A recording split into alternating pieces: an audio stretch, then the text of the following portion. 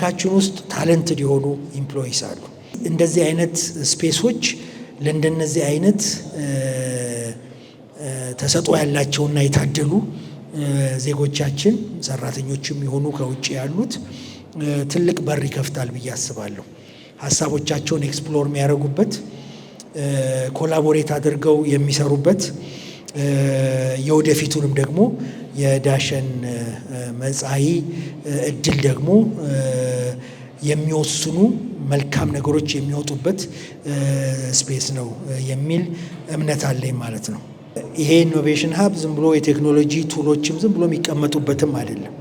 ከዛ ባሻገር ደንበኞችን እንዴት ነው የምናገለግለው፣ ፕሮዳክቶችን እንዴት ነው ዲዛይን የምናደርገው፣ ፕሮሰሶቻችን እንዴት ነው ኢምፕሩቭ የምናደርጋቸው፣ ሪስኮችን እንዴት ነው ማኔጅ የምናደርገው፣ ያሉንን ደግሞ ሰራተኞቻችንን እንዴት ነው ኢምፓወር የምናደርገው የሚሉትን ነገሮች በጣም በሞዴል የምናይበት ስፔስ ነው የሚል ትልቅ እምነት አለኝ ማለት ነው።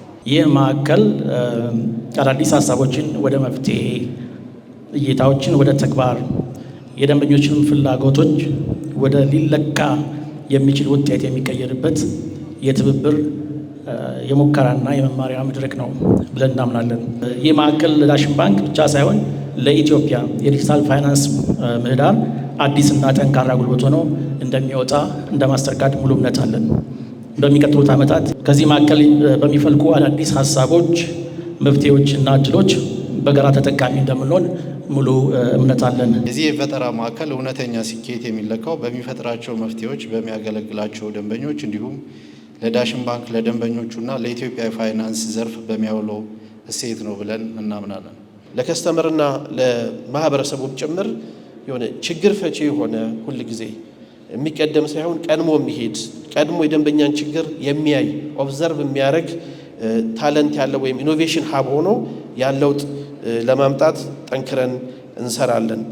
እዚህም ያሉትን ኤሪያዎች ካያችኋቸው ሰርክል ውስጥ ሆነው ማውራት እንዲችሉ ኮምፎርታብል ስፔስ ላይ እንዲሆኑ ነሰሰሪሊ የስራ ዴስክ ላይ ብቻ ቁጭ ብሎ ሀሳብ ማንሸራሸር ስለሌለብን በየአቅጣጫው የተቀመጡት ደግሞ ስክሪኖች ኮላቦሬቲቭ የሆኑ በጋራ እየታዩ መሰራት ያለባቸው ስራዎች ሲኖሩ አድሬስ ለማድረግ እንዲመቹ ተደርገው የተሰሩ ናቸው። ዳሽን ባንክ ቮይስ አሲስታንት ነው። እንደ ኤክስፐሪመንቴሽን ነው ይሄንን ያየ ነው። ስለ ሱፐር አፕ ዳሽን ባንክ መረጃዎችን ስጪኝ። ሱፐር ዳሽን ባንክ የሚያመለክተው የዳሽን ባንክን አዲሱንና ሁሉን በአንድ ያቀፈውን ዲጂታል መተግበሪያ ነው። ሱፐር አፕ የሱፐር አፕ በርካታ አገልግሎቶችን በአንድ መድረክ ላይ ያሰባስባል። የተለያዩ ነገሮችን መረጃዎች ሲፈልጉ በቀላሉ ማግኘት የሚችሉበት ሲስተማችን ነው ማለት ነው።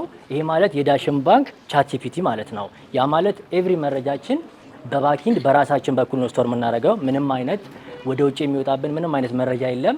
ምንድነው የሚያደርገው? ይሄ አይ ጥያቄዎችን ይጠይቃል፣ ተከታታይ ጥያቄዎችን። እነሱን ጥያቄዎች በመጠቀም ከስተመሩ ከዛ ካሜራው ጋር ካለው ጥያቄዎች ጋር ኢንተራክት በማድረግ ምላሹን እንትን ይላል ማለት ነው። ኮንሲስተንት በሆነ ዌይ ሚቲንጎች በዚህ መልኩ ስታንዳርድ በሆነ መልኩ ሰመራይዝ ተደርገው ይቀመጥለታል። አሁን ያለው ጄኔሬሽን ወይ ጄንዚ የምንለው የት ጋር ነው ያለው? ሶሻል ሚዲያ ላይ ነው ያለው። ከስተመሩ ወደሚገኝበት ቦታ ላይ ሄደን ምን ማድረግ አለብን? ሰርቪሶችን ደሊቨር ማድረግ አለብን። ሜን ፔጁ ይሄን ይመስላል።